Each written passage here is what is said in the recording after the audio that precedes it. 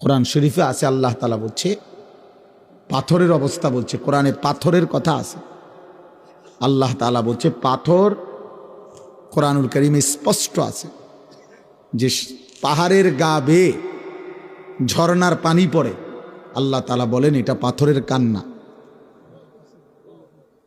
ওয়া ইন্না মিনাল হিজারাতি লামা ইয়াতাফাজ্জারু মিনহুল আনহার, পাহাড় ফেটে সেখান থেকে নহর প্রবাহিত হয় এই পাহাড়ের গা বেয়ে। ওয়া ইন্না মিনহা লামা ইয়াহবিতু মিন খাশিয়াতিল্লাহ, আল্লাহ বলছে অনেক পাথর আছে এমন পাহাড়ের উপরে যেগুলো আল্লাহর ভয়ে পাহাড়ের গা বেয়ে নিচে খসে পড়ে।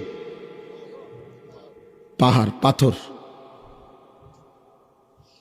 আর এই নাফরমান 30 বছরও কোনো চেঞ্জ নেই, 60 বছরও কোনো চেঞ্জ নাই। কেন? মানুষ এত শক্ত হবে কেন?